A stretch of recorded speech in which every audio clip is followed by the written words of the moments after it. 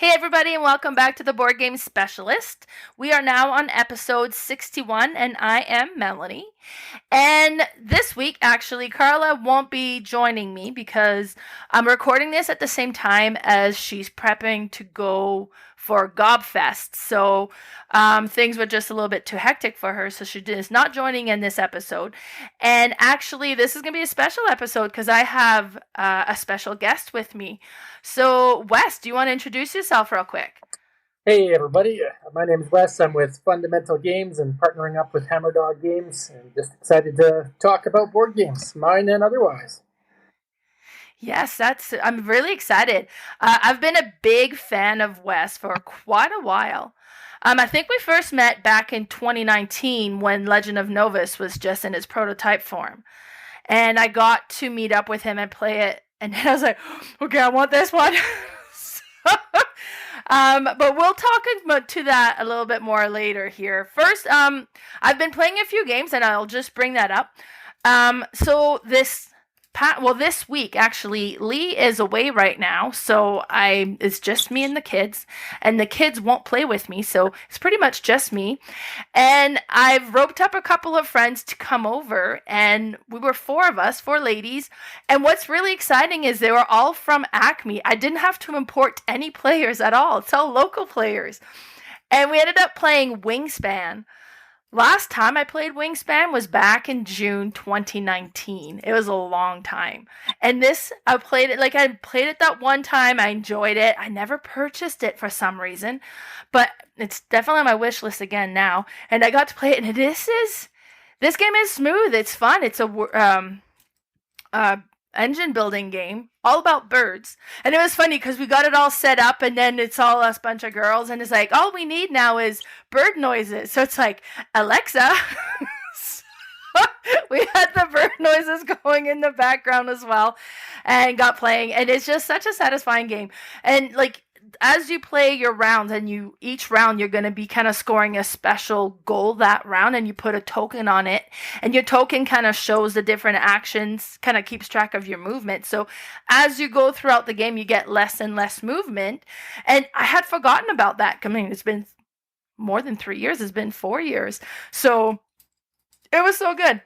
Wes, you've played Wingspan before, haven't you? Yeah, I played Wingspan, and one of the expansions. It was actually designed by a lady, I think Elizabeth Hargrave. So Stonemeyer Games Yes. kind of found her and developed the game to what it was. It's really cool. I like that engine building. I like how you can pick different kinds of birds and kind of build a strategy that, sometimes it just relies on your board, but there's some birds that let you rely on what other players are doing.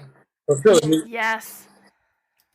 Yeah, my goal, like, because you have your main goal for the game, and mine was like, I needed birds that had a really large wingspan, and they weren't around. And then it was like, oh, okay, good. This one has a wingspan of like 200 centimeters, but then like you gotta spend a lot of food to acquire those birds, and is it was very unfortunate. I did come in second place though, so it didn't hurt me too much. But no, it was a neat game. I really enjoyed that. Another one that we ended up playing that hadn't hit the table in a little while again, and this was with Lee and my stepson Nick, and that's Terraforming Mars.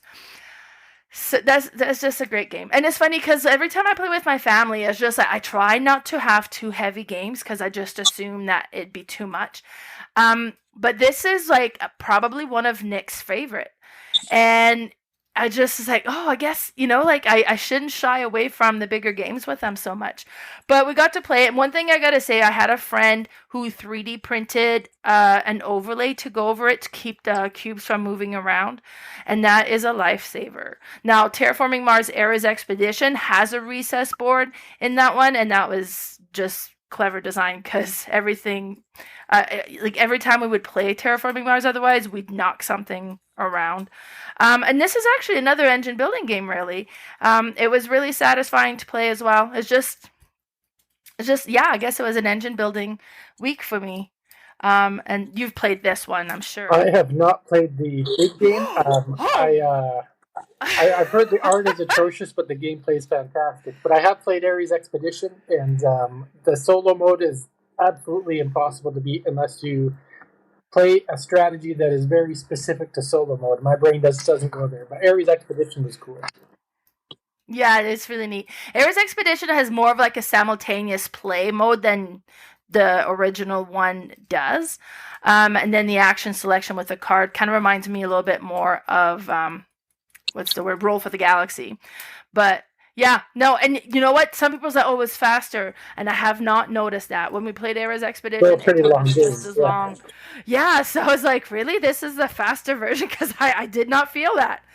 Now, how about you? What have you been playing lately? The most common game that gets played in my house is Dominion. We've got every single expansion. I think there's 10 or 12 of them. I can't even keep count anymore. There's so many combinations. So we play that a lot. I actually have a nice Lazy Susan that I bought for my wife a few years Oh, ago. I want one of And those. so just the card selection is so much easier with that thing on the table. But we have fun with that. It's just the best form of deck building games that I've come across. Even though I've played lots of other deck builders, that one is just the core that hits our table the most often. I'm sure you've played that a Nice. few times. Yes, I have three. Actually, I purchased the Intrigue, Yeah. the first one, not realizing it was not a standalone. So I was like, oh well, that's lovely. Yeah. But my brother had lent me the original one, so I've since got the original one. Yeah, I would love a Lazy Susan that holds all the cards. Like my stepson was in shop, and I was like sending him pictures, Yeah, hint, yeah. hint, but it didn't work We yet. actually had somebody. Well, I found somebody in Calgary, which is kind of local to us, and I had him build the board from scratch using a template I found online. So it was a fun Christmas gift. The other thing about that game Nice. is what was I going to say about it now? I can't remember. We'll keep going. It's just such a pure and like a pure deck building. It's smooth, it works, it's just at its pure form. Absolutely. A game that I played more recently, we just last night we played Quacks of Quedlinburg. That is a bag building, so not deck building, but bag building, where you put little tokens in a bag and you blindly draw them out, and it's push your luck because you don't want your little pot to explode. So I had fun with that one, and that's the one that my daughter likes more than many of our other games. So if we really wanted to play a game, we'll pull Quacks to the table. Yeah, that one's going over well with my stepdaughter as well, for sure. It's just satisfying. Yep.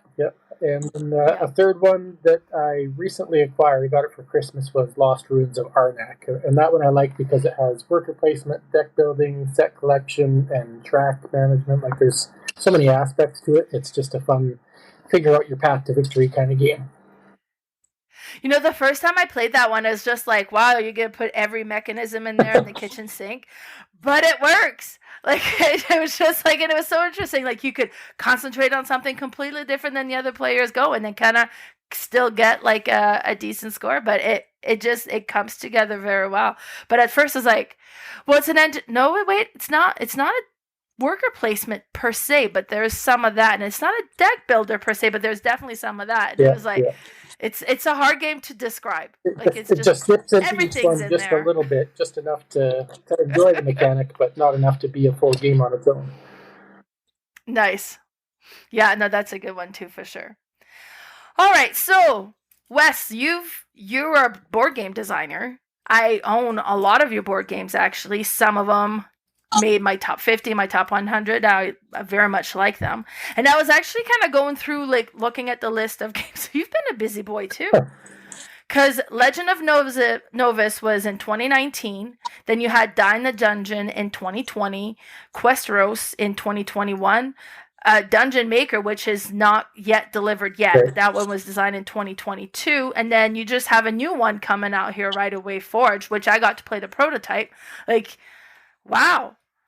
So I'm really interested, like, how did you get into board game design? How did that all start? I started in board game design. It actually happened in Pandora's in Olds, which is a town I moved to when I got a job in this little town that I live in now. And what happened is my son and I went to the local board game store to play a game of Magic, and the Magic game was canceled because there weren't enough players. So we're like, oh, what are we going to do? And they had board games that you could just pull off the counter and play just for fun. So we pulled out Munchkin, which is a little take-that fantasy game where you kind of build up a little character party board, but then you just trash your opponent over and over. And it triggered something in my mind. I'm like, it'd be fun to build up a character that actually didn't have to worry about my opponent's thrashing. And I was trying to see if there was a game like that out there. and it kind of evolved, and I created Legends of Novus based on my love of fantasy and Dungeons and Dragons and magic, and just wanted to make a game that was accessible for fantasy players, but not like a 60-hour campaign like Gloomhaven or those other massive games that are out there. See, I wouldn't have pictured Munchkin as the inspiration for Legend of Novus. Legend of Novus is an amazing game. Now, in high school, I was a big fantasy novel reader. I loved it. Like the Sword of Truth and then the Robert Jordan books and all that stuff. I mean, like, and they're massive, and then they're like 20 books in the collection or whatever.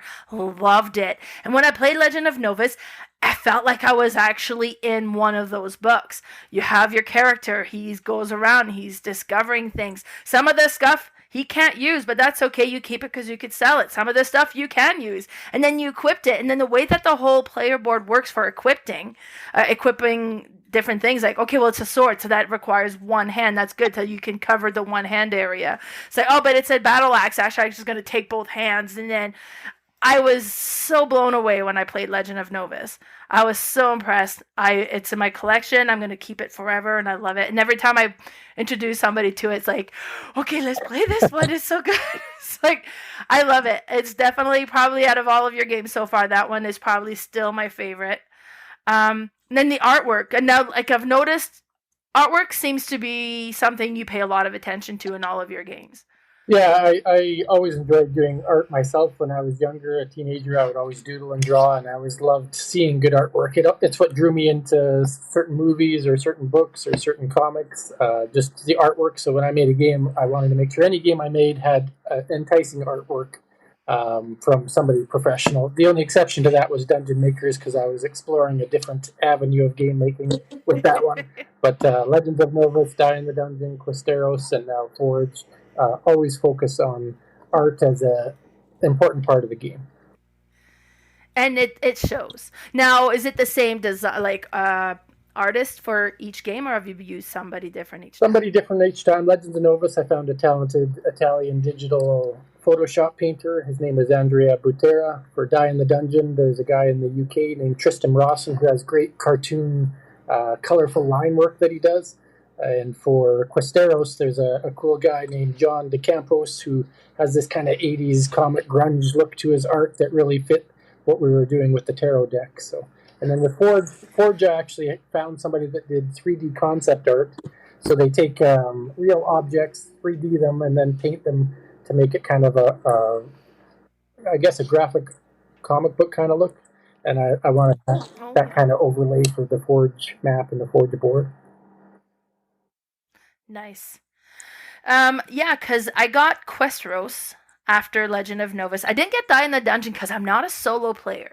Because Die in the Dungeon is kind of like a reverse dungeon crawl solo game where you're playing as one of the monsters in the dungeon, and the heroes are coming in and you're trying to defeat them. Exactly. Am I getting that? That is right. You know, I would love to get, it's in my mind to do an expansion that is kind of a 2-player battle with polyhedral dice, kind of in the vein of Dice Throne, but with all 6 kinds of dice, and you're playing with monsters. Nice. So that's in my head, but I haven't gotten it on the paper yet. I'm looking forward for it to be on the table. That's right.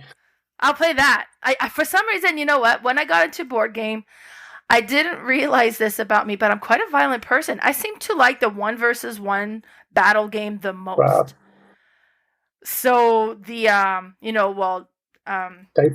Dice Throne, and then the Star Realms and Hero Realms, and like Ashes: Rise of the Phoenix Born is like one of my most favorite games. You know, it's just the one-on-one battles just seems to go up on the top of my list there for me. Now Questeros is one I've got, and I was, I was so excited with just the tarot deck. So it's a big, nice, big cards, tarot size cards.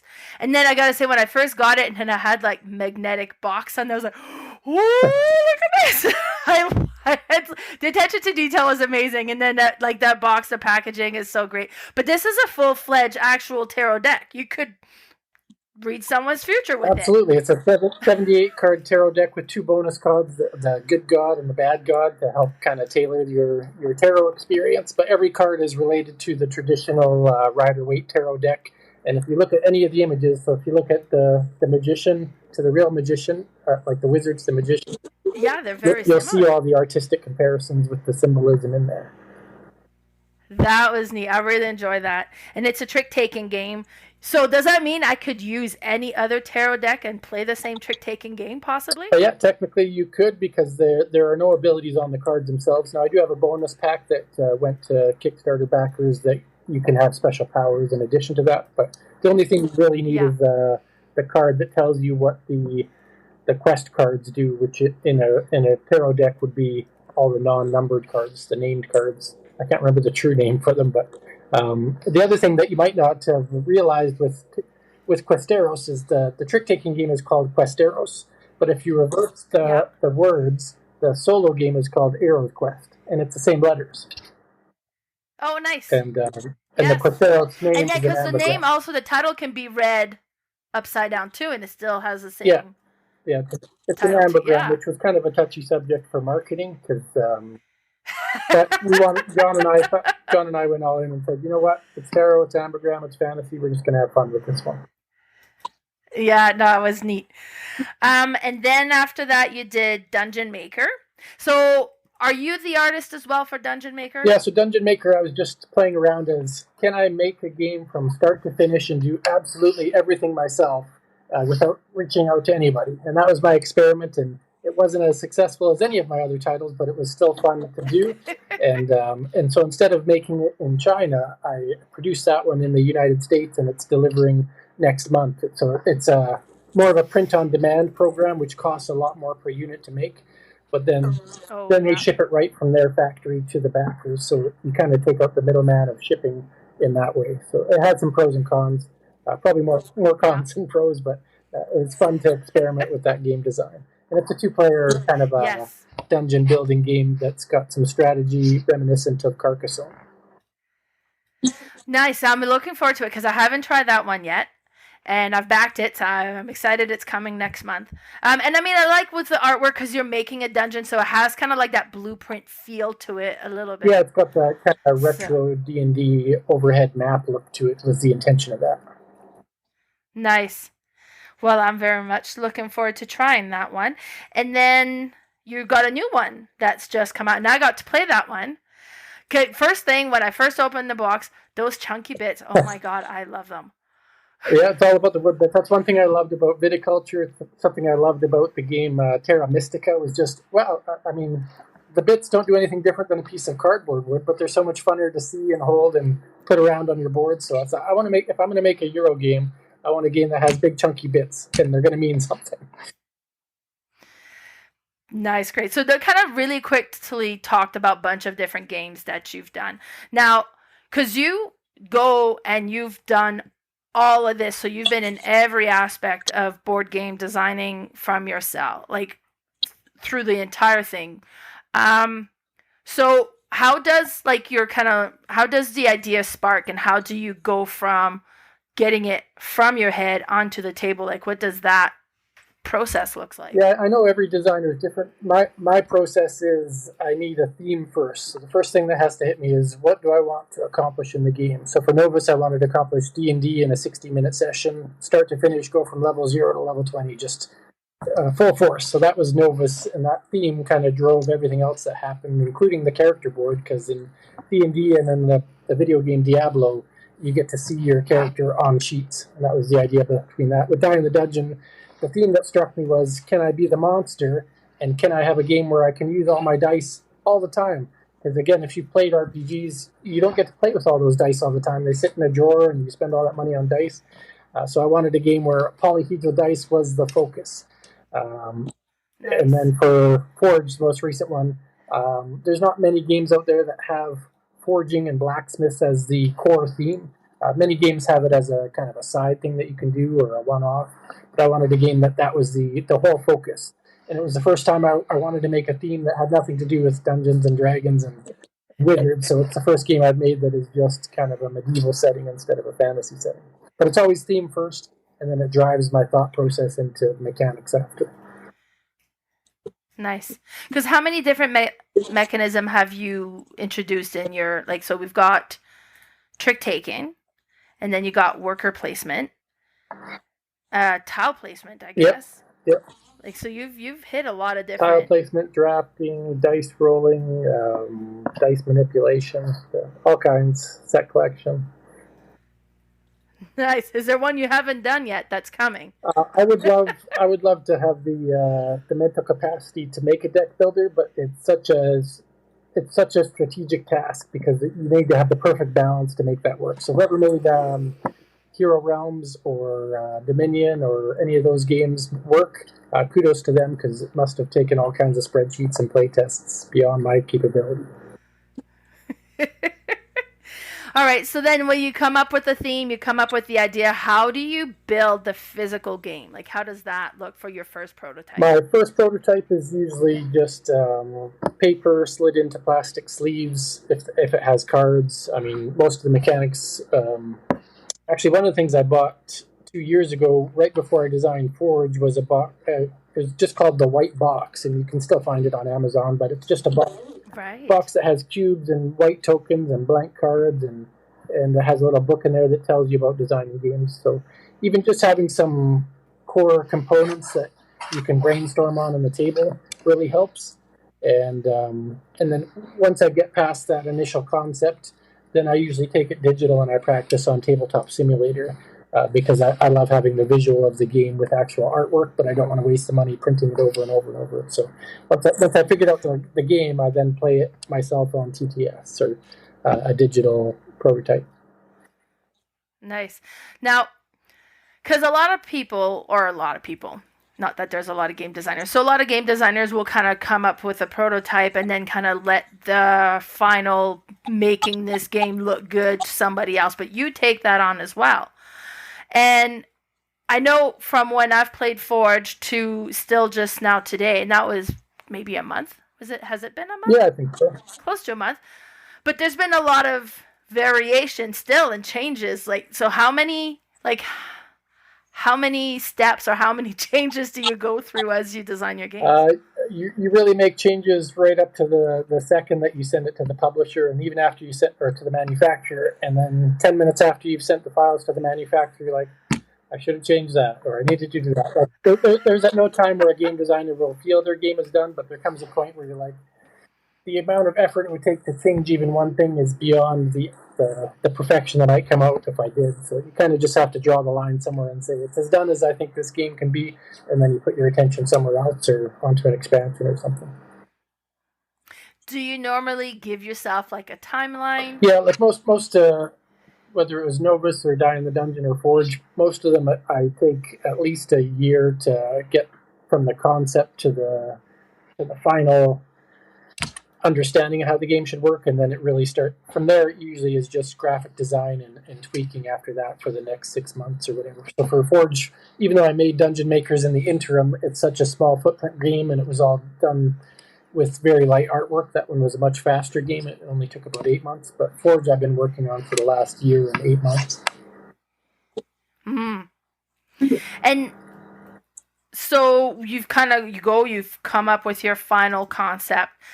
How does the production, like when you get like the prototype you sent me, that's kind of like a pretty much finished game. Like, who makes that one for you, or how does that work to get that done? If you've only made 1 or 2 titles, it's best to go through an independent kind of print-on-demand site. So there's, like I mentioned before, the Game Crafter is a great one if you can get your assets loaded the proper way. That can be very finicky to do, but if you can figure it out, they're a great resource. And then there's a couple other ones that I think there's one that prints in somewhere in Europe, and there's another one in the US that you can print from as well. Or if it's just a card game, Drive Through Cards is a fantastic site to just print a deck of cards if you're just trying to get into game design with something straightforward instead of all these extra components and bits. I've made enough games with a single manufacturer that manufacturer will print 10 copies of the game that look almost like a finished game. I mean, you saw from the prototype. You could probably buy a game like that off the shelf and not question it. It's that good of a quality. But it's hard to get to that point, and once you do, you don't want to go back. No kidding. Kind of like you've leveled up. There you go.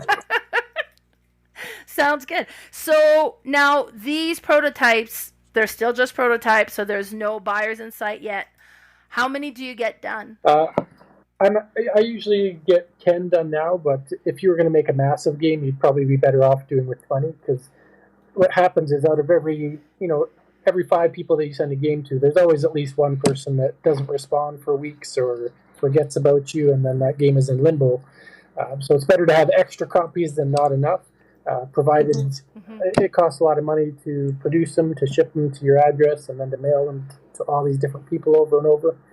So there's certainly a cost affiliated with it. If you can get people that are willing to print and play a game or play digital on Tabletop Simulator, you can save a lot of money and get a lot more playtests done. Yeah, for sure, I could see that. And now you kind of send prototype, and it bounces around a bit to kind of get a bunch of different, I guess, content creators to try them out. How do you find them? I watch a lot of them. There's 10,000 Facebook groups that I'm probably part of that I touch in and out of. And many of those sites, if you just say, hey, I've got 10 copies of a game, if you're a content creator and are interested, send me a message, you'll get 500 messages in an hour. I mean, people really want to play games, and 90% of them want to play them for free. But the ones with the most views or most subscribers, the Dice Tower or Rado or things like that, they're going to charge you about $1,000 or whatnot to play your game, and they might not even want to play your game. The first thing they're going to do is say, hey, send me your rulebook, and they're going to look at the rulebook and decide, is this game developed well enough, and does it look good enough to even bother putting on our channel? But the rest of the content creators, they just want something to show on their channel that's unique and that nobody else has. So you can usually find people that'll do it for free as well. Nice. So now we've got the prototypes. You've got some playtesting done. Do you do local playtesting as well? I've tried here and there, but my work life and family life make that difficult to schedule and plan for. So when I do playtesting with others, it usually is on Tabletop Simulator. I'll put a post out and set an event date and say, if you want to come join, or I'll put a note out there and maybe 5 people will reply and we'll plan a day. So I usually do most of my playtesting through TTS, but I get a lot of my feedback from the prototypes, people that blind playtest or get the rulebook. You get a lot better feedback from someone who has to read your rules and figure out your game than if you're explaining it, because if they can't figure out how to play by reading a rulebook, then when it hits production, you're in trouble. Yeah, you got that's another thing, right? Like, because getting test on how the game plays, but as well as how learning the game process goes from the rule book to getting it played. I gotta say, with Forge, it was very smooth. That went really well. That was good. Now, and then, because in the bigger cities, like I know in Calgary, D6 has like a prototype alley at some events, or they'll have like a prototype night where a bunch of game designers will come in and bring in their prototype game that people can play. But we are in much smaller communities, you and I. And I got so excited I found 4 players. Yeah. Well, that was including me. So 3 players, let alone play testers or, that's interesting. So after that, you've got some tests, you've been adjusting your game, you've got your prototype done. You've been utilizing Kickstarter to sell your games. How's that process? I imagine that would have been a fairly big learning curve. Yeah, crowdfunding is a beast unto itself. It's one thing to make a game, it's another thing to get people actually interested and willing to spend money on a game that they might not get for 6 months or 2 years, depending on your manufacturing timeline and what happens with the world, with the natural pandemic or whatnot. So I started with a very small card game called Duel of the Dragons, just to see what it's like from start to finish, to post a Kickstarter, to get feedback, to do the survey, to ship it out. And then after that one, that's when I did Legends of Novus, just because then I felt like I knew the process enough to not be surprised when it happened. One caveat I'll say is that even if you see a game that has raised, Die in the Dungeon raised 60,000 Canadian, even if you see that, you're not taking home $60,000. Kickstarter takes between 5 to 7%, and then the credit card platform takes another 3%. Then you got to pay to make the game and ship the game, and there's so many things. I haven't made any money off these games yet. I do this as a hobby for fun and to drive my creative energy. So if anybody's listening to this and thinking, "Oh, that's $1 million ticket," it's $1 million loss ticket, not $1 million win ticket. So board game designing is not a get rich quick scheme, is what you're saying. Yeah, it's a not get rich at all in a long time. But it is fun. Okay. I have a lot of fun with it. If the urge ever gets me, I'll keep that in mind. But you know what, honestly, I just want to play them. Yeah. For me, it's like, I was like, oh, you play all these games, you have all these games, you should design one. I was like, no, I just want to play them. Yeah. That's great. Nice. So now with the whole Kickstarter, and how do you set your goal? Like, how does that work? Like, I'm just kind of figure out the cost of production and. Yeah, so I usually get quotes for my game now. I really only use one manufacturer now because we've had a good history of producing them and their costs are really solid. So I use Hope's Games Manufacturing in Shanghai. But there's other companies out there. I know the Stonemeyer games look fantastic and they use Panda, which are really quality components. And then there's at least 20 or 30 other companies out there. But I'll get my quote from them, and whatever that quote is, you really need to multiply that between a factor of 6 and 8. So if the game costs $5, you're probably going to have to sell it for anywhere from $30 to $40 just to make up for all of the costs that are not the production. The artwork, the graphic design, the marketing, the shipping, all that stuff adds up. So even though a game might only cost $5 for manufacturing, you have to think of everything else that it's going to be an expense to make the game. And hope that the people that are going to back it on Kickstarter or even in stores later on see $40 worth of value in whatever game it is. Yeah, that'd be nerve-wracking. Like, how is your emotion during the entire Kickstarter campaign? I've been told I have a robotic personality from time to time, so my emotion stays pretty even keel. But I have heard some stories of people that go through like. Severe anxiety before they launch and severe depression when it's over, whether you're fun or not. Kind of like postpartum depression. You spent all this energy to make this baby board game, and then when it's over, nobody's talking to you because the excitement's over and the next big thing is on. I can imagine that'd be a lot going for sure. Nice. So, and from when the Kickstarter campaign ends to when the game actually gets shipped out, I'm assuming there's still a lot going on for you that we're not aware of. Yeah, I mean, you have to, if you didn't charge for shipping during the Kickstarter, which most people don't because prices fluctuate too much, then you have to set up a pledge manager, which is a whole other ordeal, and get all the people that back the game to also pay to ship the game. And 25% of the people that back the game actually don't even pay to ship it, so they don't get a game, which is weird. And then once the pledge manager is done, you know exactly who and what you're shipping to, and you have to make sure that you get your manufacturer copies produced and sent to you and then sent to distribution, which sends it to the backers. There's often a graphic design test or a print test done on the game, and you might get a copy sent to you to see if everything's aligned right. So you're right, there's a lot of steps between when a Kickstarter ends and the actual customer gets the product. Yeah, I'm glad to be blissfully unaware. And it's just kind of half forget about it, and then all of a sudden, it's like Christmas in July, and it's like, oh my God, that's right. That happened to me this year. I think I had 4 Kickstarters delivered this spring, and I was like, oh, I don't even remember backing that. It was so long ago. Nice. Now, so the latest one, Forge, it's not in Kickstarter yet as of this recording. When is it going live on Kickstarter? So my plan is to go live on March 21st, probably by noon Eastern time, maybe a little bit earlier, depends on when our marketer says it's a good time. We're actually using a marketer called Dina Said So. She's been involved with a lot of different Kickstarter projects and wanted to get some extra support on this one. I think this will be our largest project yet, is the hope, because it reaches a broader audience, because it's not just fantasy.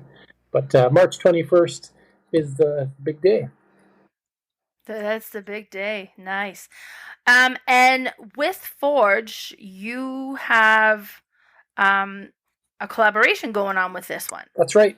So I have an old business partner. His name is Danny O'Neill. I've known him for the last 25 years or so. I used to work in a board game comic book store with him back when I was a wee lad working for $1 an hour doing work experience from high school.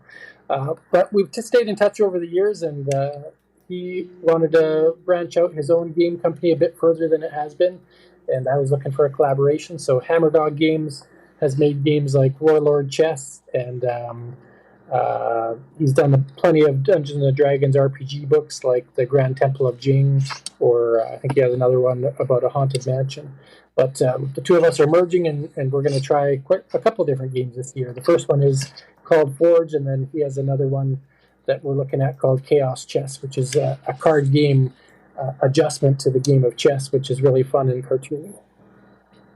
Card game version of chess. A card game that you play with chess. So you kind of manipulate your chess with cards.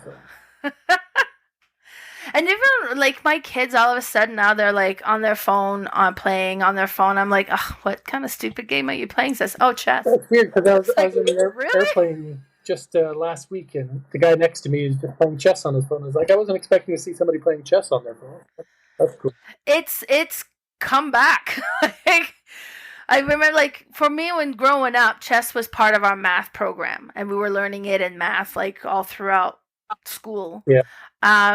And, like, I don't know that it was so much for my kids, but they're all out playing chess now on their phones, kind of like, what are you doing playing chess? I'm in this really big battle. It's not going well. It's like, wow, okay.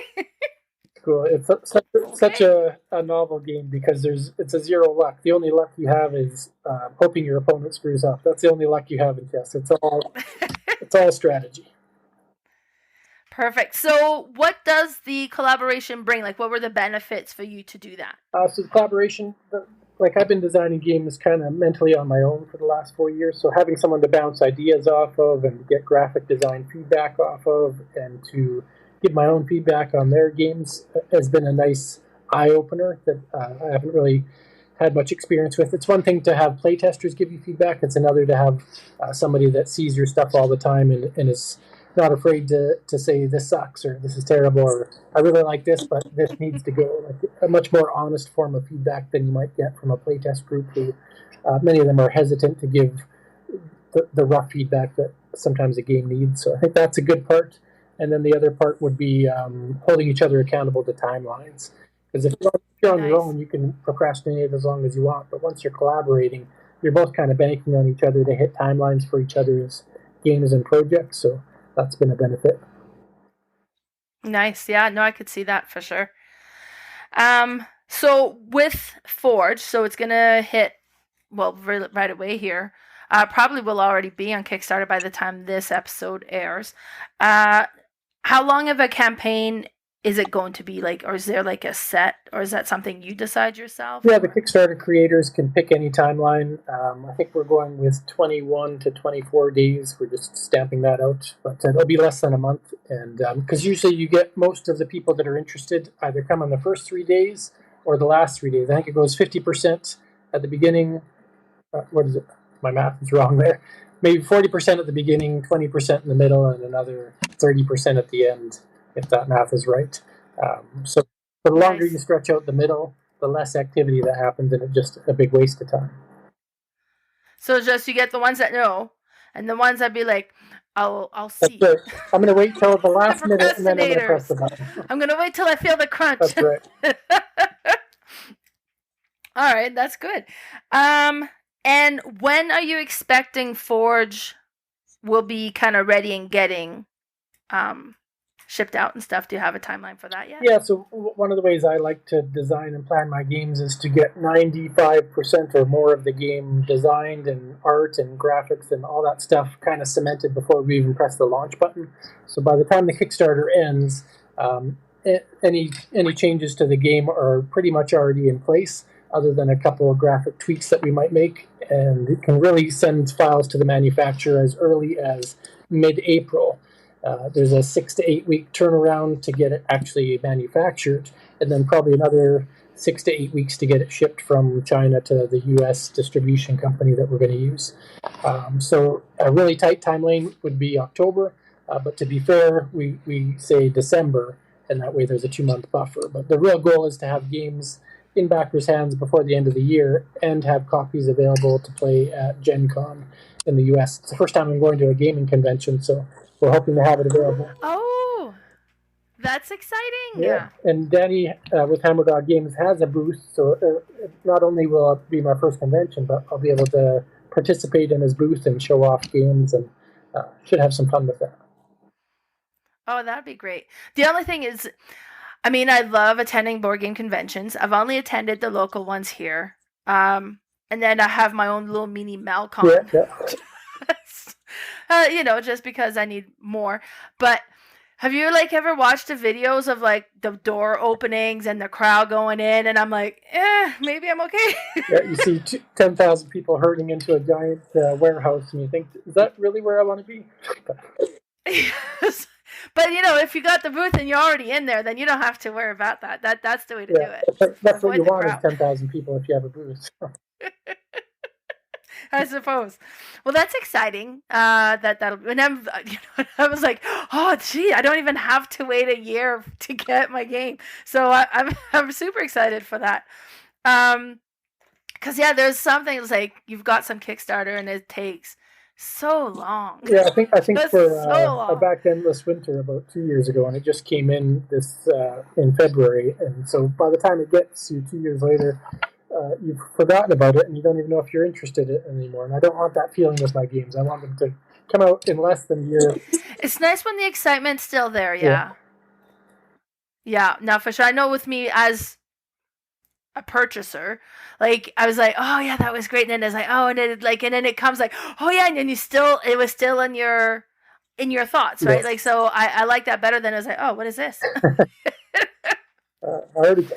What just showed up here? Sometimes you've already kickstarted and backed another game that is probably a level up from that, and you're like, oh, I don't even know if I want this one anymore. Like when we got Creature Comforts, I was playing that one, and as cool of a little game as it was, a month later I got the Everdell big box, and I'm like, I'm going to play a cute woodsy game. I'm going to play my giant Everdell box, and I don't care about Creature Comforts anymore.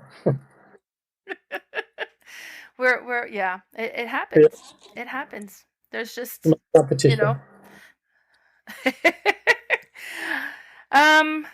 Perfect. So that's if anybody's kind of thinking out there, they think they want to get into board game design, or that they have an idea they want to try and get into a published game, do you have any advice for them?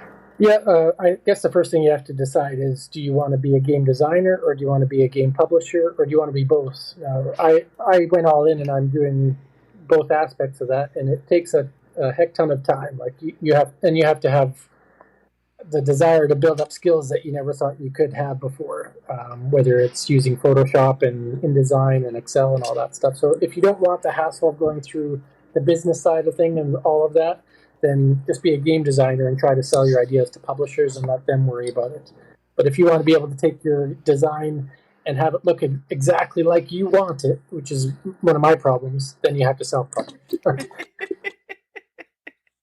I guess there's a benefit of you get full control of exactly how this game is going to be, but it comes at a cost. Yeah. And for example, the Ambergram logo for Questeros, no publisher ever would have produced an Ambergram logo because it doesn't sell. But we made it, and we're proud of it, even though it's a marketing detriment.